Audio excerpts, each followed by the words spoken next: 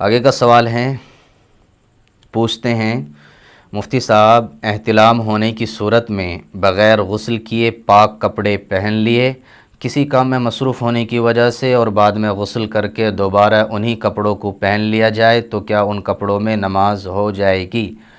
देखिए, अगर आपने जो कपड़े पहने थे गुस्ल किए बग़ैर नापाकी की हालत में, अगर उन कपड़ों पर किसी तरह की कोई नापाकी नहीं लगी है तो आप बग़ैर किसी हिचकिचाहट के उन कपड़ों में ही गुस्ल करने के बाद में नमाज अदा कर सकते हैं। लेकिन अगर आपके कपड़ों पर किसी तरह की कोई नापाकी लगी थी तो आप गुस्ल करने के बाद उन कपड़ों को पहनकर नमाज अदा नहीं कर सकते जब तक कि आप उस नापाकी को दूर न कर लें।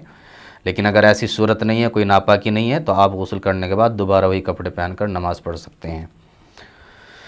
हज़रत, मैं जानना चाहता हूँ कि ज़ेरे नाफ और बग़ल के बाल काटने के बाद गुस्ल करना ज़रूरी है या नहीं? मेरे कुछ दोस्त कहते हैं कि ज़रूरी है, क्या हुक्म है? जो दोस्त कहते हैं वो गलत कहते हैं। ज़ेरे नाफ या बग़ल के बाल काटने के बाद वज़ू करना, ये गुस्ल करना ज़रूरी और लाजिम नहीं है। अगर कोई गुस्ल नहीं करता है तो ऐसा नहीं है कि वो नापाक हो जाता है और वो नमाज़ वगैरह नहीं पढ़ सकता, बिल्कुल पढ़ सकता है। मुफ्ती साहब, क्या खड़े होकर वज़ू कर सकते हैं? बिल्कुल कर सकते हैं। अगर कोई शख्स खड़े होकर वज़ू करता है तो उसका वज़ू बहरहाल हो जाएगा। अलबत्ता अदब का तकाज़ा यही है कि बैठ कर के वज़ू किया जाए, इससे वो इंसान ख़ानदानी सा नज़र आता है। जैसे मुफ्ती तारिक मसूद साहब दामत बरकातुहुल आलिया कहते हैं कि वो ख़ानदानी सा नज़र आता है, ये काम करता है। तो अगर कोई शख्स बैठ कर के वज़ू करेगा तो वो एक ख़ानदानी इंसान नज़र आएगा। बाकी खड़े होकर के कोई अगर शख्स वज़ू कर लेता है तो बहरहाल उसका वज़ू अदा हो जाएगा, उसके वज़ू पर किसी तरह कोई असर नहीं पड़ेगा। मुफ्ती साहब, मुझ पर गुस्ल फ़र्ज़ था, मैंने इस्तिंजा किया और उसके बाद हाथ धोकर अपना हाथ उस बाल्टी में डाल दिया जिसमें गुस्ल के लिए पानी भर रखा था, तो क्या बाल्टी का पानी नापाक हो गया? अगर आपके हाथ पर नापाकी लगी हुई थी और फिर उसके बाद आपने बाल्टी के अंदर अपना हाथ डाला है तो फिर तो आपका पानी नापाक हो गया।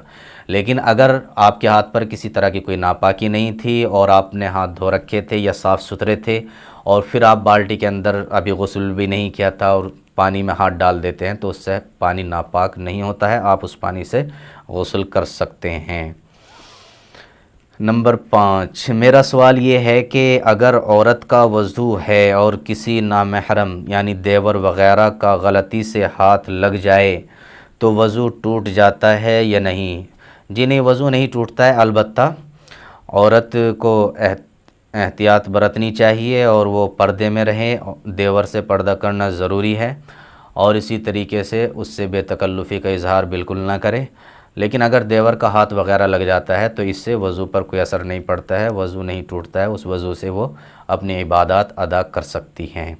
अस्सलाम वालेकुम।